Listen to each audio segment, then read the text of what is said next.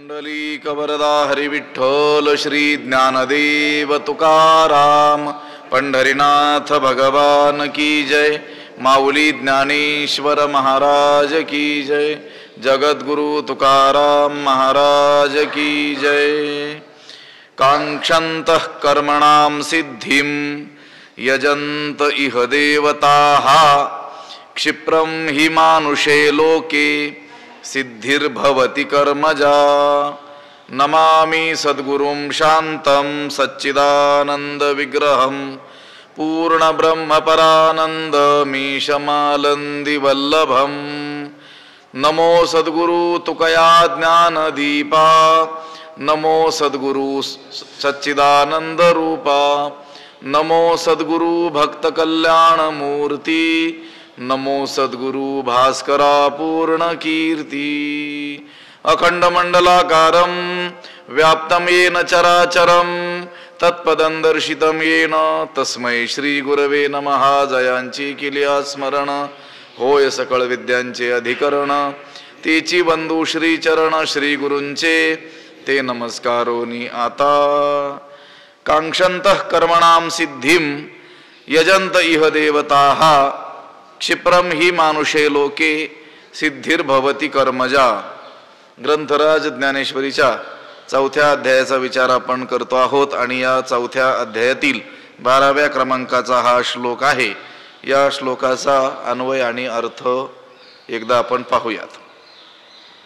कर्मणां सिद्धिं कांक्षन्तः इह देवताः यजन्ते हि मानुषे लोके कर्मजा सिद्धी ही क्षिप्रम भवती। त्याचा अर्थ असा होतो कर्मणाम सिद्धिम कांक्षन्तः कर्माच्या सिद्धीची इच्छा करणारे म्हणजे कर्माच्या फळाची इच्छा करणारे लोक काय करतात। इह या लोक या लोकामध्ये देवताः यजन्ते अनेक देवी देवतांची काय करतात उपासना करतात। या लोकांमध्ये कर्माच्या फळाची इच्छा करणारे लोक देवतांची उपासना करतात। ही म्हणजे कारण मानुषे लोके या मनुष्य लोकांमध्ये कर्मजा सिद्धी ही क्षिप्रम भवती कर्मापासून होणारी सिद्धी म्हणजे कर्मापासून मिळणारं फळ क्षिप्रम भवती फार लवकर काय होतं प्राप्त होत। या लोकात कर्माच्या फळाची इच्छा करणारे लोक अनेक देवतांची उपासना करतात कारण या मनुष्य लोकांमध्ये कर्मापासून मिळणारे फळ फार लवकर काय होते प्राप्त होते। क्षिप्रम लवकर प्राप्त होते। हे पहा लोक या देवतांचीच उपासना का करतात। भगवंत तर अनुग्रह करायला तयार आहे।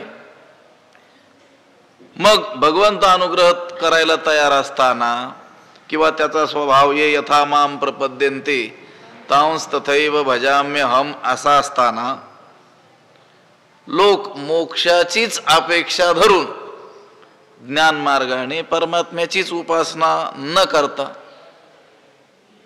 इंद्रचंद्रादी देवतांना भजतात अभ्युदयाची इच्छा धारण करून म्हणजे सांसारिक उन्नतीची इच्छा धारण करून देवतांचीच उपासना का करतात। मुख्य त्या देवाला न भजता मोक्षाची इच्छा धारण करून त्या मुख्य देवालाच न भजता लौकिक अभ्युदयाची इच्छा धारण करून देवतांनाच का भजतात त्याचं कारण या श्लोकामध्ये दिलेलं आहे। सामान्यतः बहुतेक लोकांची जी प्रवृत्ती आहे ती ऐहिक सुख उपभोग प्राप्त व्हावेत अशीच आहे। सुख ही भौतिक जी सुख आहेत ती प्राप्त आपण करून घ्यावीत याकडेच सामान्य माणसाची बहुधा प्रवृत्ती आपल्याला दिसून येते। म्हणून मग त्या आपल्या इच्छा पूर्ण होण्याकरिता ते काय करतात देवतांचीच काय करतात उपासना करतात कारण त्या देवतांकडून त्यांची जी इच्छिलेली फळं आहेत त्या या लोकांमध्ये काय होतात सत्वर म्हणजे लवकर काय होतात, मिळतात त्यांना. आता निष्काम कर्माचं फळ जरा उशिरा मिळतं आणि मोक्ष फळ मिळायला फारच काय करावी लागते, वाट पाहावी लागते. जन्मोजन्मी आम्ही बहु पुण्य केले, तेव्हा या विठ्ठले कृपा केली. मोक्ष फळ मिळायला तर अनेक जन्म उपासना करावी लागते. म्हणून ज्यामध्ये तात्काळ फळ आहे तेच करण्याकडे माणसाची काय होते, प्रवृत्ती होते. लोकांना त्याचं माहिती नाही, पण तात्काळ फळ मिळालं पाहिजे. म्हणून तात्काळ फळ ज्यात आहे आणि ज्याने मिळतं तिकडं मनुष्य काय होतो, वळत असतो. म्हणून लोक काय करतात, कर्मफळाची इच्छा धारण करणारे लोक अनेक देवतांची काय करतात, उपासना करतात. कारण या मनुष्य लोकामध्ये कर्मापासून मिळणारं फळ फार लवकर काय होतं, प्राप्त होतं. मग नाना हेतू प्रकारे यथोचिते उपचारे मानिली देवतांतरे उपासिती. मग नाना हेतू प्रकारे यथोचिते उपचारे मानिली देवतांतरे उपासिती. जसं तसंच अन्वय आहे. मग नाना हेतू प्रकारे, मग नाना प्रकारच्या भिन्न भिन्न इच्छानुसार यथोचिते उपचारे, यथा योग्य साहित्याने काय करतात, मानिली देवतांतरे उपासिती. त्यांनी मानलेल्या निरनिराळ्या देवतांची काय करतात, उपासना करतात. मग नाना हेतू प्रकारे, अनेक कामनांच्या प्रकाराप्रमाणे, ज्याची ज्याची जशी जशी काय असेल कामना असेल, इच्छा असेल त्यानुसार. कारण काय आहे, प्रत्येकाचे गुण वेगवेगळे असल्यामुळं वासना देखील कशा आहेत, वेगवेगळ्याच आहेत. सर्वांची वासना एक असणं देखील काय नाही, शक्य नाही. शिवाय प्रत्येकाच्या ठिकाणी एकच वासना आहे असंही नाही. सगळ्यांच्या ठिकाणी एकही नाही आणि प्रत्येकाच्या ठिकाणी एक वासना आहे असं नाही. विविध प्रकारच्या काय आहेत, वासना आहेत. हे पहा, अहो साधी सत्यनारायणाची पूजा करतो की नाही, ती सत्यनारायणाची पूजा करत असताना सुद्धा ती वेगवेगळ्या इच्छेनं केली जाते. कधी धनप्राप्तीच्या इच्छेनं, कधी आरोग्यप्राप्तीच्या इच्छेनं, कधी पुत्रप्राप्तीच्या, पुत्रलाभाच्या इच्छेनं ती उपासना म्हणजे ती पूजा विधी केली जात असते. अनंत काय आहेत, वासना आहेत. अनंत प्रलोभन आहेत, अनंत काय आहेत, वासना आहेत. म्हणून व्रत देखील काय सांगितलेले आहेत, अनंत. व्रतापाठी व्रते आचरे इष्टापूर्ते, काम्या वाचून हाते शिवणे नाही. सतत चालूच. हे व्रत झालं की ते व्रत, पण कोणती सगळी कामिक व्रत, कोणत्या तरी कामना मनामध्ये धारण करून व्रतापाठी व्रत आचरण लोकांचं चालूच असतं.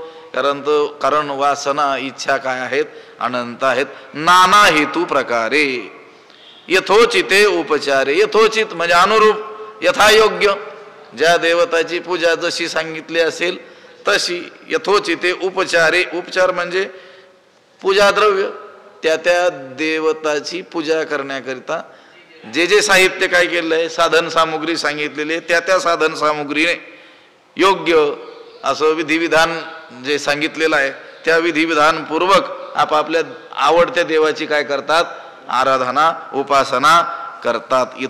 यथोचिते उपचारे मानिली देवतांतरे उपासिती.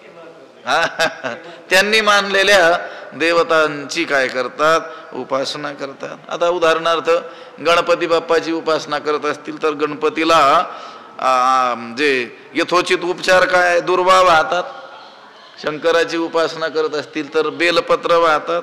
विष्णूची उपासना करत असतील तर तुलसी दल वाहतात. किंवा स्वर्गप्राप्तीची इच्छा असेल तर तशा रीतीचे होम करतात. ज्योतिष्टोम नावाचं काय करतात, यज्ञ करतात. ज्योतिष्टोमेन स्वर्ग कामो यजेत, अशी श्रुती आहे. ज्योतिष्टोम यज्ञ करावा आणि त्याच्या माध्यमातून स्वर्गाची इच्छा करावी. म्हणून यथोचिते उपचारे, कारण जी पद्धती सांगितलेली आहे त्या देवतेच्या पूजेची तशी तशीच पूजा जर झाली तरच ती देवता ते कामिक फळ काय करणार आहे, त्याला देणार आहे. नुसता हेतू मनात ठेवला मग नाना हेतू प्रकारे, नुसता मनात हेतू ठेवला, हे फळ मला प्राप्त व्हावं अशी इच्छा केली, तेवढ्यानं ते काय फळ प्राप्त होणार नाही. तर त्या फळाच्या प्राप्तीकरिता यथायोग्य प्रयत्न आणि यथोचित उपचार, ती पूजा विधी ते पूजा द्रव्य असेल तर ते यथासांग पार पडतं. पण करतात लोक, हा विषय आहे. मग नाना हेतू प्रकारे यथोचिते उपचारे मानिली देवतांतरे उपासिती. देवतांतरे अन्य देवता, इंद्र, सोम, सूर्य, अग्नी इत्यादी निरनिराळ्या ज्या देवता आहेत त्या देवतांची काय करतात, उपासना करतात. आणि मग उपासना करून त्यांना काय प्राप्त होतं ते सांगतात. तेथ जे जे अपेक्षित ते तैसेची पावती समस्त, परी ते कर्मफळ निश्चित ओळख तू. तेथ जे जे अपेक्षित, त्या उपासकाच्या मनामध्ये जी ज्या ज्या फळाची काय आहे अपेक्षा आहे ते तैसेची समस्त पावती, ते तसेच समस्त सगळे ती सर्व त्यांना काय होतात, प्राप्त होतात. परी ते कर्मफळ तू निश्चित ओळख. परंतु हे त्यांनी केलेल्या कर्माचं फळ आहे हे तू निश्चित जाण, हे अर्जुना तू निश्चयानं समज.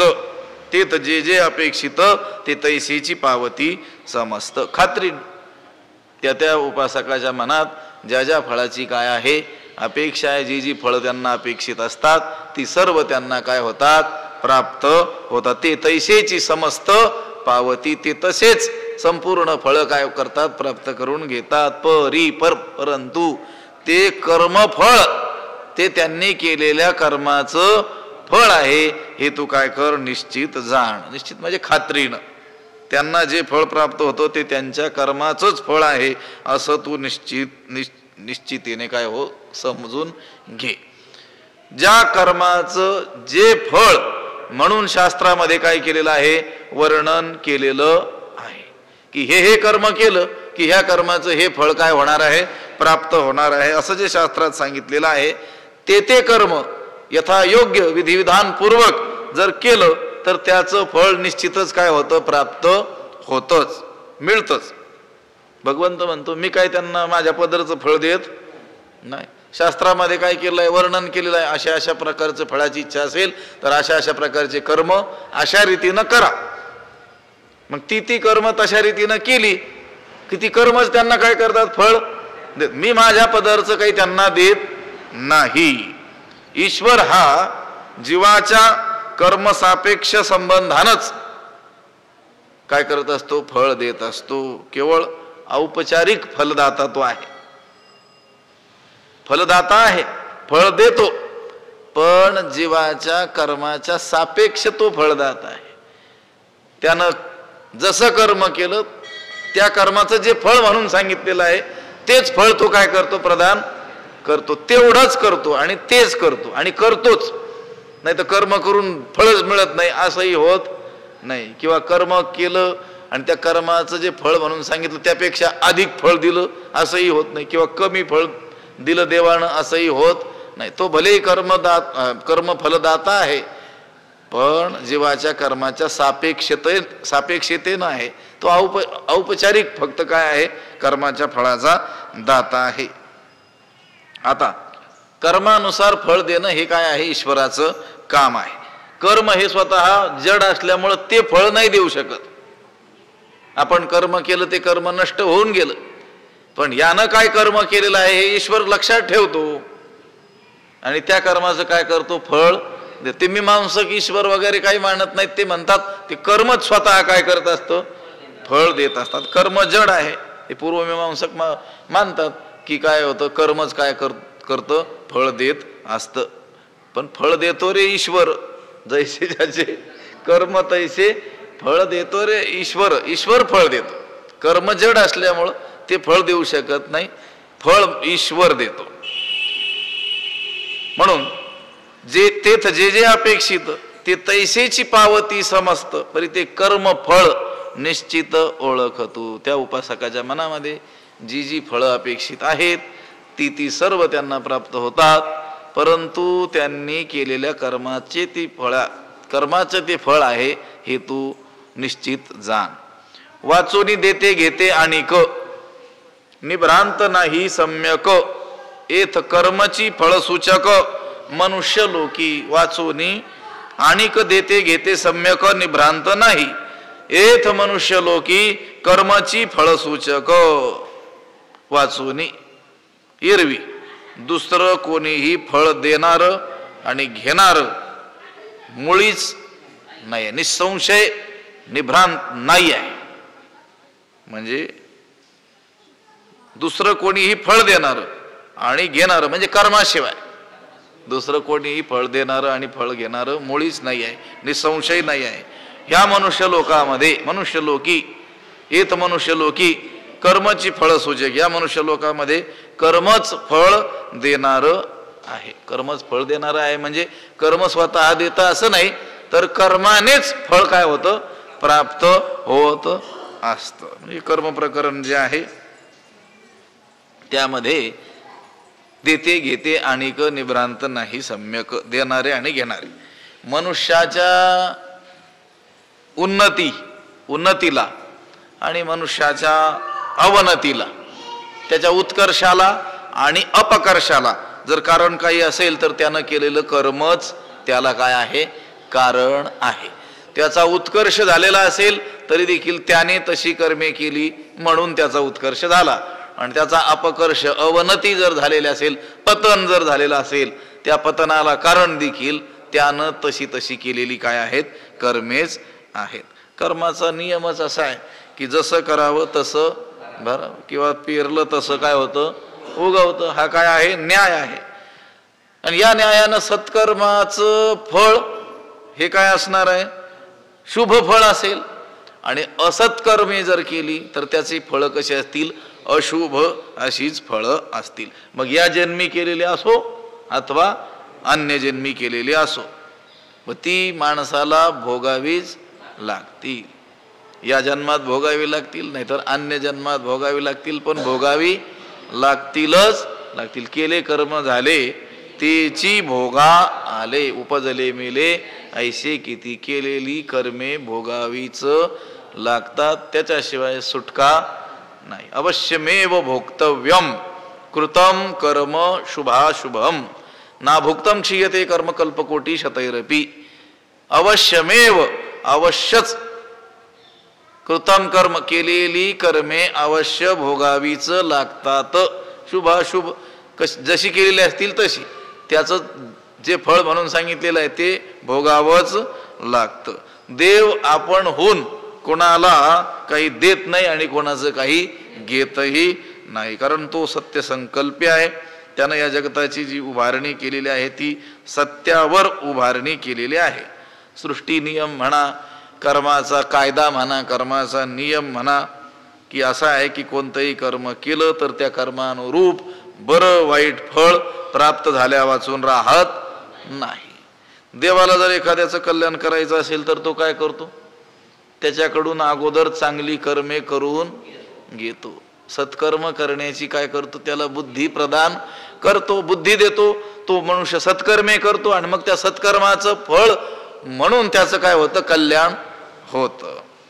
मग त्याला त्याचं काय होतं पुण्य प्राप्त होतं. ईश्वर हा सर्वांतर्यामी आहे, सगळ्याच्या आतमध्ये आहे, म्हणून तो कर्माचा अध्यक्ष देखील आहे. एको देव सर्वभूतेषु गूढः सर्वव्यापी सर्वभूतांतरात्मा कर्माध्यक्ष सर्वभूताधिवासः साक्षी चेतो केवलो निर्गुणश्च. तो साक्षीभूत राहून ज्याला त्याला त्याच्या त्याच्या कर्मानुरूप काय देत असतो फळ देत असतो. त्या कर्माचं राखण तो करतो. त्यानं केलेलं कर्म ती काही नष्ट होऊ देत नाही. त्या कर्म करणाऱ्याला तो काय करतो बरोबर ते फळ देतो. तो साक्षी आहे. कर्माचा कोण आहे अध्यक्षही आहे. तेथ जया जे कर्मसूत्र मांडूनी ठेविले स्वतंत्र ते ती गती पात्र होची लागे. ते कर्म त्याला काय करावे लागतात भोगावीच लागतात. म्हणून वाचून देते घेते आणिक निभ्रांत नाही सम्यक. त्या कर्म करत्या वाचून फळ घेणार दुसरं कोणतंही योग्य कारण फळ देणार आणि फळ घेणारं दुसरं कोणतंही योग्य कारण उपलब्ध नाही असे निभ्रांतपणे काय होते, सिद्ध होते.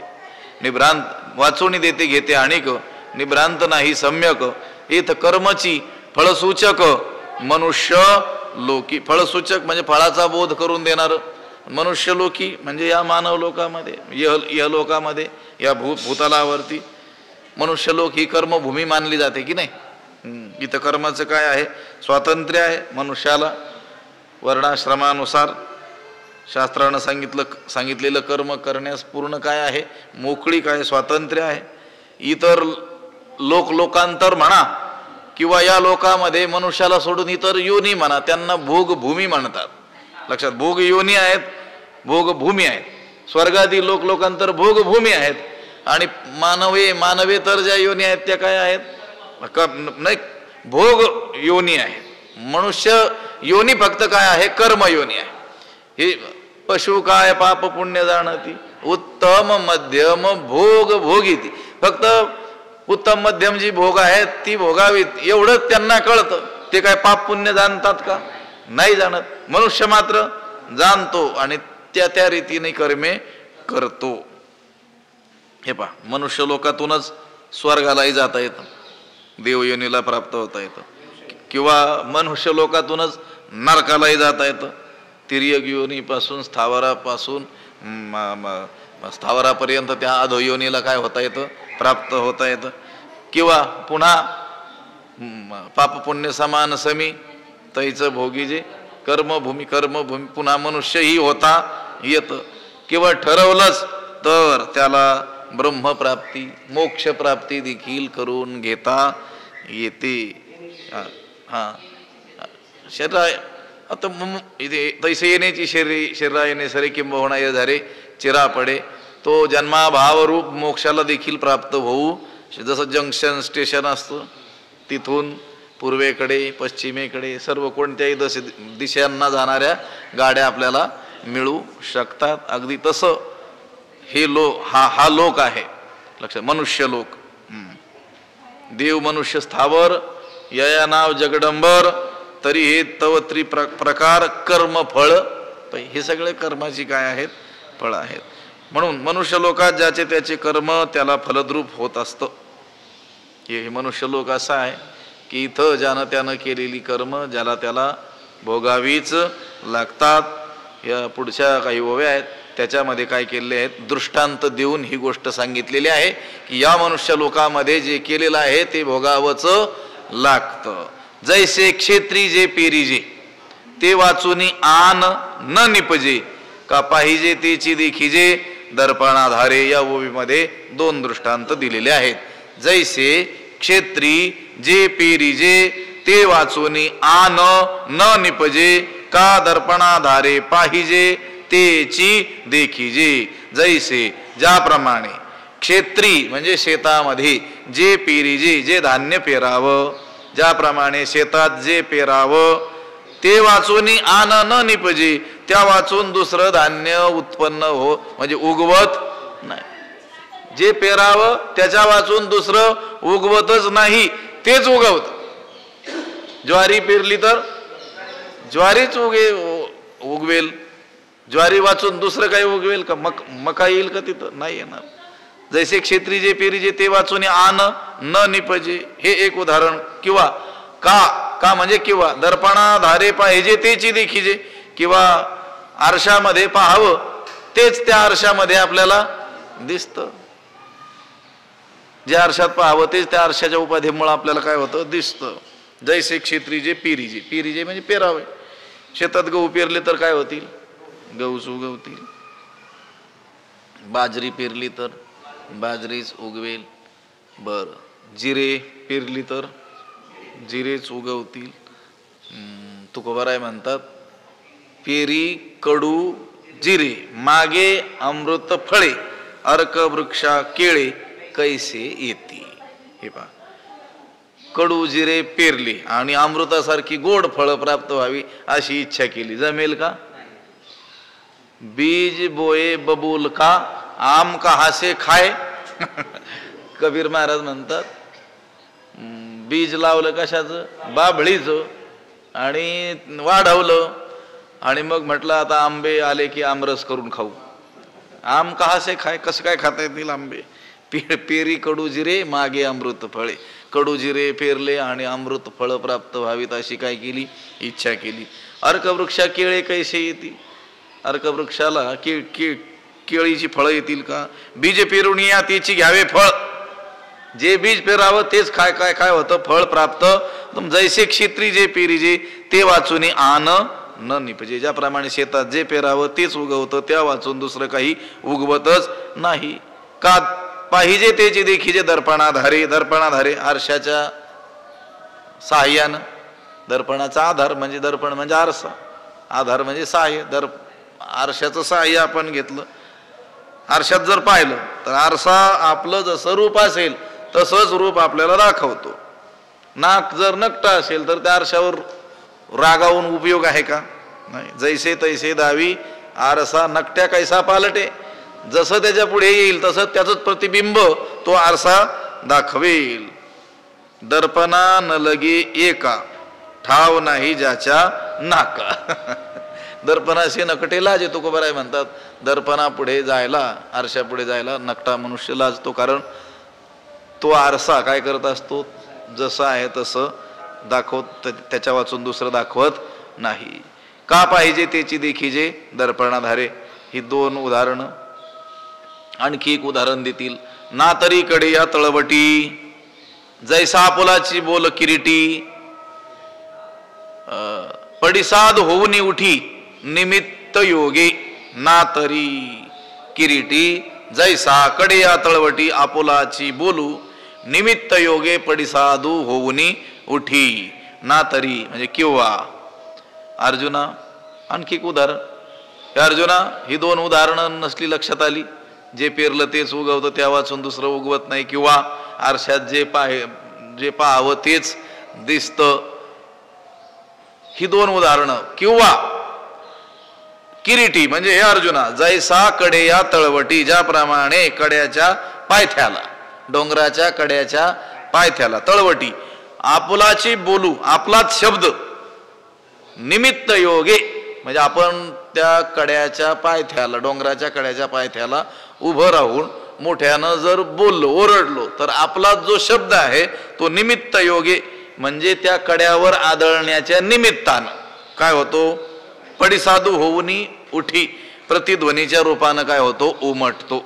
कोणाचा शब्द असतो तो आपलाच, पण निमित्त काय घडतं, त्या कड्याला तो आदळतो आणि पुन्हा काय होतो, आपल्याला ऐकू येतो. पडिसाद म्हणजे प्रतिध्वनी, प्रतिध्वनीच्या रूपानं. काही काही मोठे बांधकामं असतात अशी, तिथं बोललं की काय होतं, पुन्हा आपला प्रतिध्वनी काय होतं, आपल्याला ऐकू येत. आता काही ठिकाणं अशी आहेत म्हणतात की तिथं एकदा बोललं की 5-7 वेळेस आपल्याला तो काय होतो, आवाज काय होतो, ऐकू येतो. कोणाचा आवाज असतो तो आपला. तिथं राम राम म्हटलं की किती वेळेस ऐकू येईल आपल्याला राम राम. आणि दुसरा अपशब्द जर वापरला तर एक शिवी दिली की 10 शिवे खाव्या लागतील. आपुलाची बोलू किरीटी भगवंत म्हणतात. ना तरी कडे या तळवटी जैसा आपुलाची बोलू किरीटी. किंवा अर्जुना पर्वताच्या कड्याच्या तळाशी जसे आपण बोलावं, मग त्या कड्याच्या निमित्त कारणाने, त्याला आदळण्याच्या निमित्तानं आपलाच शब्द प्रतिध्वनी होऊन काय होतो, उमटत असतो. सांगे पडिसादाची प्रत्युत्तरे का आरिसाजे आविष्करे. पडिसाद प्रतिध्वनी, आपलाच शब्द आपल्याला काय होतो, ऐकू येतो. ही 3 उदाहरणं आहेत. जसं पेरावं तसंच उगवतं, त्या वाचून दुसरं उगवत नाही. आरशात जसं पाहावं तेच दिसतं. किंवा कड्याच्या पायथ्याला जसं आपण जसा शब्द करावा तोच शब्द आपल्याला काय होतो, ऐकायला मिळतो. तैसा समजता या भजना मी साक्षीभूत पै अर्जुना एथ प्रतिफळे भावना आपुलाली. अर्जुना तैसा या समजता भजना मी साक्षीभूतू एथ आपुलाली भावना प्रतिफळे. तैसा अर्जुना, अर्जुना हे अर्जुना, तैसा म्हणजे त्याप्रमाणे, त्याप्रमाणे या उदाहरणांप्रमाणे, तैसा त्याप्रमाणे, या समस्ता भजना या सर्व उपासनांचा मी कोण आहे, साक्षी भूतू, मी केवळ कोण आहे? साक्षी आहे. या लोकांकडून घडणाऱ्या या सर्व उपासनांचा मी साक्षी आहे. याविषयी एथ आपुलाली भावना प्रतिफळे, याविषयी आपले आपले जसे कर्म, जशी इच्छा, जशी देवता, जशी उपासना असेल तशी काय होते? भावना ती काय होते? फलद्रूप होते. ज्याची ज्याची जशी भावना ती भावनाच काय होते? फलद्रूप होते. मी फक्त कोण आहे? मी साक्षी आहे. करणारा तो आहे. त्या कर्माचं फळ शास्त्रात वर्णिलेलं आहे. ते देणं माझं काय आहे? काम आहे. तो ज्या भावनापूर्वक ती कर्मे करतो तसं तसं फळ त्याला काय होतं? प्राप्त होतं.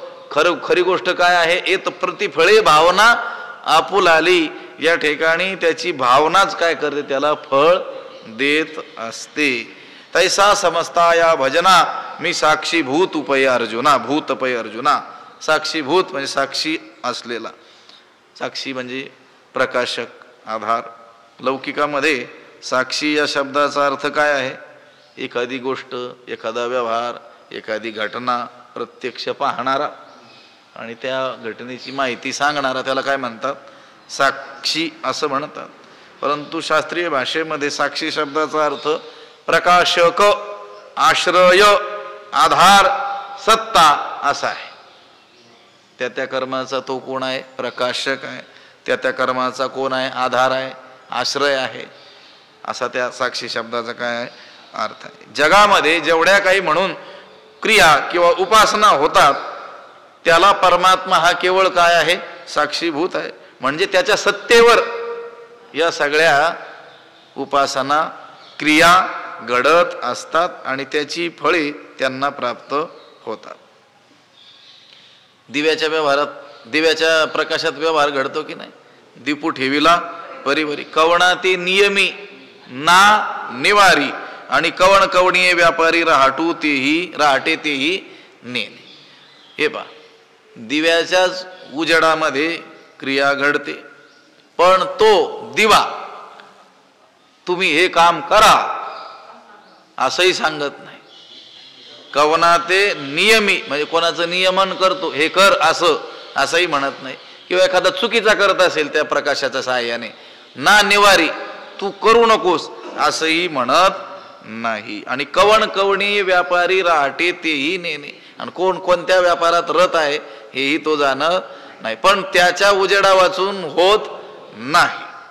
तो जैसा का साक्षी भूतू गृह व्यापार प्रवृत्ती हेतू, तैसा भूतकर्मी अनासक्तू मी भूती असे. भूतमात्रांच्या ठाई असून मी कसा राहतो? अनासक्त राहतो, साक्षीभूत राहतो. गृह व्यापार प्रवृत्ती हेतू, माझ्याच सत्तेनं ही भूत मात्र सर्व व्यवहार करतात, पण त्यात मी लिंपायमान होत नाही, लिप्त होत नाही. हे पहा, विस्तवाचं काय काम आहे? अग्नीचं काय काम आहे? ते नाही, अन्न शिजवून देणं. आता शिजवलेलं अन्न, शिजवायला ठेवलेलं जे अन्न आहे ते शिजवून देणं हा त्याचा काय आहे? हे त्याचं काय आहे? काम आहे. पण तो अग्नी हा विचार करत नाही की आपल्यावर शिजवायला ठेवलेलं जे अन्न आहे ते सात्विक आहे का राजस तामस आहे याचा तो विचार करत नाही. ते मांस आहे का साखर भात आहे का असा काही तो विचार करत नाही. किंवा सूर्यप्रकाशाच्या सत्तेवर लोकांच्या बऱ्या वाईट क्रिया चाललेल्या असतात, पण सूर्याला त्याची खबरही नसते. त्याचप्रमाणे लोकांच्या कर्माशी आणि त्यांना प्राप्त होणाऱ्या फळाशी परमात्म्याचा काहीही संबंध नाही. केवळ त्याच्या सत्तेनं लोकांना त्यांनी केलेल्या कर्माची फळं मिळत असतात. म्हणून तर संत सांगतात की काय करा बाबांनो? सत्कर्मी रती वाढो. सत्कर्मामध्ये त्याची रती काय व्हावी? वाढावी. त्याने काय करावीत? सत्कर्मे करावीत. कारण ती सत्कर्मेच त्याला काय करणार आहेत? शुभ फळ प्राप्त करून देणारे आहेत. म्हणून येथ प्रतिफळे भावना आपुलाली. प्रतिफळ अनुरूप फळ, त्या कर्माला अनुरूप ते फळ ती भावनाच काय करून देते? प्राप्त करून देते. भावना म्हणजे श्रद्धा, भक्ती, त्याचा स्वभाव, ते कर्म करत असताना त्याच्या अंतःकरणामध्ये जशी जशी श्रद्धा असेल ती श्रद्धा त्याला काय करते, फळ देत असते. जशी भावना तसं कर्म घडतं आणि जसं कर्म तसं काय होतं, फळ प्राप्त होत असतं. तैसा समजता या भजना मी साक्षीभूत पय अर्जुना एथ प्रतिफळे भावना आपुलाली पुंडलिक वरदा हरिविठ्ठल. श्री ज्ञानदेव तुकाराम पंढरीनाथ भगवान की जय. माऊली ज्ञानेश्वर महाराज की जय. विठ्ठल विठ्ठल पुंडलिक वरदा हरिविठ्ठल. श्री ज्ञानदेव पंढरीनाथ भगवान की जय. माऊली ज्ञानेश्वर महाराज की जय. आता विश्वात्मके देवे येणे वाग्यज्ञे तोषावे तोषोनी मज द्यावे पसाय दान हे. जे खळांची व्यंकटी सांडो तया सत्कर्मी रती वाढो. भूता परस्परे पडो मैत्र जीवांचे दुरितांचे तिमिर जावो. विश्व स्वधर्म सूर्ये पाहो जो जे वांछील तो तेला हो प्राणी जात. ईश्वर निष्ठांची मांदियाळी अनवरत भूमंडळी भेटो तया भूता. चला कल्पतरूंचे आरव चेतना चिंतामणीचे गाव. बोलते जे अर्णव पियुषांचे चंद्रमे जे अलांछन. मार्तंड जे तापहीन ते सर्वाही सदा सज्जन. सोय रे हो तू किंबहुना सर्व सुखी पूर्ण होवणी तिही लोकी.